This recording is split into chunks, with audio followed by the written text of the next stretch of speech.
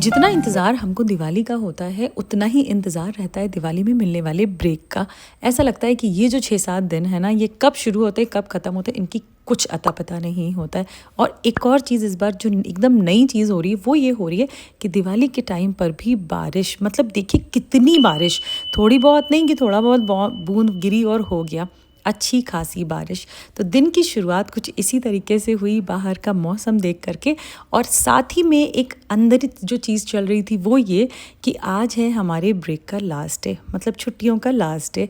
तो बस इसीलिए चीज़ों को एकदम दिमाग में चलाते हुए कि आज पूरा दिन क्या क्या करना है, कैसे कैसे करना है, और बाहर मौसम को देखते हुए मैं आ गई अपने किचन में। यहाँ पे मैं बना रही हूँ इस टाइम पर ब्रेकफास्ट, तो इसलिए सबसे पहले मैंने चढ़ाई चाय, और उसके बाद में अब यहाँ पर साथ ही में मैं बना रही हूँ चावल के पराठे बोल लीजिए, या इसको बोल लीजिए चावल का चीला, कुछ भी, लेकिन ये बहुत टेस्टी और क्रिस्पी बनते हैं। और ये बहुत ही यूनिक और नई रेसिपी है, मतलब बहुत टेस्टी बनते हैं, इसमें कोई ऐसा कोई झंझट नहीं होता है। और जब ये बनकर तैयार होते हैं ना, और उसके साथ में इसे हरी जो धनिया और पुदीने की चटनी होती है उसके साथ में खाइए तो और ही मज़े आ जाते हैं। ये देखिए, मतलब इस टाइम पर एडिटिंग मैं कर रही हूँ ना, तब भी मुझे ऐसा लग रहा है कि बस ये मुझे फिर से मिल जाए। और ये वन ऑफ माय फेवरेट चीज़ों में से है, ये मुझे बहुत ज़्यादा पसंद है। तो अब सबसे पहले मैं करूँगी यहाँ पे ब्रेकफास्ट, क्योंकि बाकी ही लोगों को मैंने करा दिया है। और पर्सनली ये ना मेरे घर पे मुझे लगता है सभी को पसंद है, चाहे वो हस्बैंड हो या मतलब मेरे बच्चे हो, सभी लोग इसको बहुत प्यार से खा लेते हैं। अदरवाइज़ बच्चे मेरे बहुत नाटक करते हैं इस नई तरीके की चीज़ों को खाने में, बट ये उनको बहुत ज़्यादा पसंद है।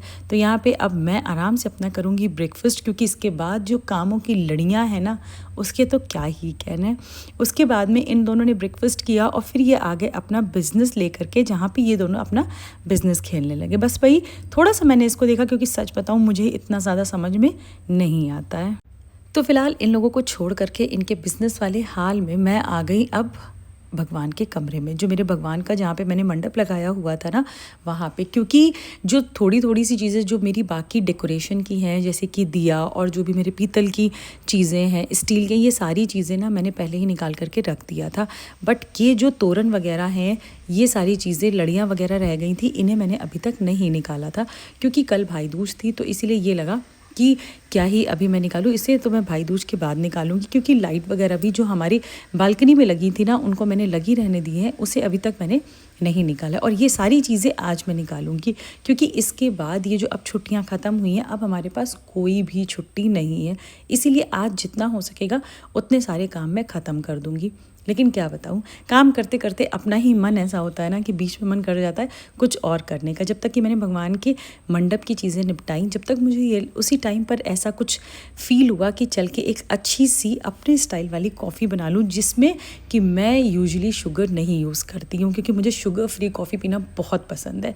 ब्लैक कॉफ़ी लूँ चाहे ये मिल्क वाली लूँ, मुझे ये दोनों ही बिना शक्कर की बहुत ज़्यादा अच्छी लगती। बट ये है कि थोड़ा सा अगर इसमें हल्की सी झाग वाली रहती है ना, तो ये ज़्यादा टेस्टी लगती हैं।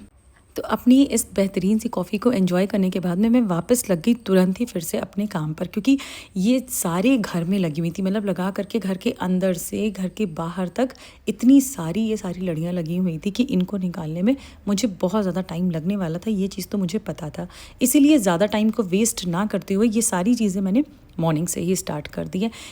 और आज इतनी ज़्यादा हवा चल रही थी कि ये जो हमारा कॉरिडोर है ना, यहाँ पर इतना ज़्यादा हवा थी कि ऐसा लग रहा था सारी चीज़ें अपने आप में ही उड़ी जा रही हैं। तो अगर आज ना भी होता लास्ट डे, तो भी बाहर की तो मुझे निकाल ही देनी थी। उसके बाद में मैंने एक एक करके लाइट निकाला, ये जितनी भी झालरें सारी साइड में लगी हुई थी ना, उन सबको मैंने निकाला। और एक चीज़, मैं हर साल सच बताऊं तो दिवाली के टाइम पे कोई भी नई चीज़ें बहुत ज़्यादा नहीं खरीदती हूँ।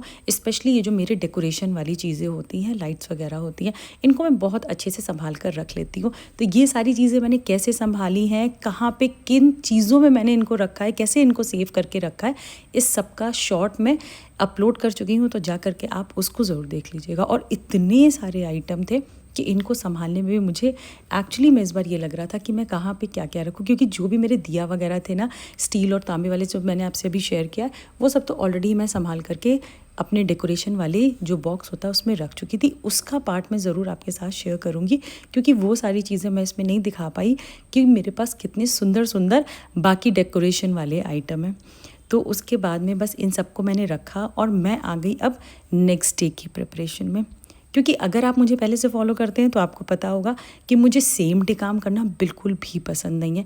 उससे क्या होता है कि बहुत ज़्यादा भड़बड़ हो जाती है, अपना मेंटली फिज़िकली हम घर से इतना ज़्यादा एग्जॉस्ट हो जाते हैं कि अपने वर्क प्लेस पे पहुंचने के बाद मुझे नहीं लगता है कि फिर कोई एनर्जी रह जाती है कि जहाँ पर पे हमें ऐसा हो कि हाँ अब हम अपना 100% दे पाएँ और काम कर पाएँ। इसीलिए अगर एक दिन पहले चीज़ों की प्रिपरेशन कर लेना तो शायद एनर्जी भी बहुत अच्छी रहती है और मेंटली हम इतना ज़्यादा टॉर्चर भी नहीं होते हैं और हमें इतना ज़्यादा सोचना भी नहीं पड़ता है कि कहाँ से शुरू करें, कहाँ पे ख़त्म करें।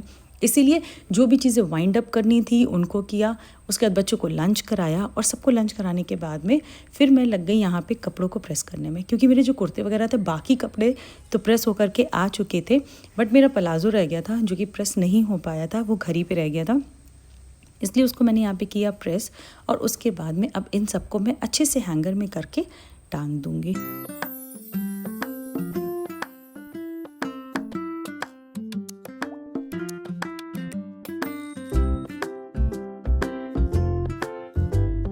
मेरी जो भी ड्रेस थी उन सबको मैंने रेडी कर के टांग दिया कबर्ड में। फिर उसके बाद अब बारी थी यहाँ पे बच्चों की ड्रेस को रखने के लिए, तो मिष्टी के भी मैंने रख दिया। और अब यहाँ पे टाइम है मोहक का, तो इसकी शर्ट मैंने रखी और उसके बाद में इसकी पैंट जब मैंने ली तो अभी मैं आपको वही यहाँ पे दिखा रही हूँ कि ये देखिए किस तरीके से उसने अपनी पैंट यहाँ पर पे टांगी हुई है हैंगर में।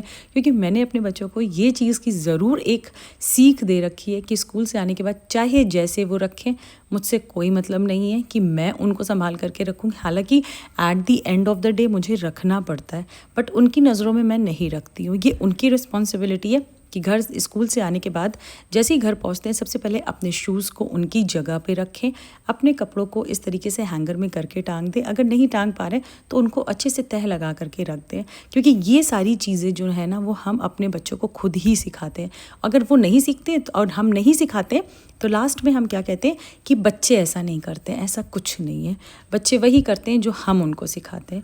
इसलिए अगर इतने छोटे से ही इनकी रिस्पॉन्सिबिलिटीज़ हम इनको अगर देते जाएंगे तो बड़े होकर के इनको बहुत ज़्यादा टेंशन भी नहीं होगी और ये चीज़ों से भागेंगे भी नहीं। तो नेक्स्ट डे की ये जो छोटी मोटी सी प्रिपरेशन थी, मेरे बैग को सेट करना, बाकी ये कपड़ों को रखना, ये सारी चीज़ें मैंने करी। फिर मैं अच्छे से फ्रेश हो गई, नहा लिया और नहाने के बाद में मैं आ गई पूजा करने के लिए।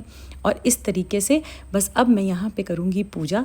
आज का दिन जो कि छुट्टी का मेरा लास्ट डे था, इतने सारे काम के साथ में बीता कि मैं क्या ही बताऊँ। मतलब कब मॉर्निंग से शुरू हुआ था वो शाम तक इसी तरीके से चला। उसके बाद में और भी कई सारी चीज़ें थी जो मैं आपके साथ कभी अपने दूसरे व्लॉग में शेयर करूँगी कि आगे क्या सारी कैसी चीज़ें रहती हैं। तो यहाँ पे मैंने कर ली पूजा और पूजा करने के बाद में मैंने डिनर कराया और उसके बाद में नेक्स्ट डे की सारी प्रिपरेशन हो गई। So that's it for today's video. Video लगी अच्छी तो कर लीजिएगा चैनल को सब्सक्राइब और चैनल पर नए हैं तो कर लीजिएगा लाइक।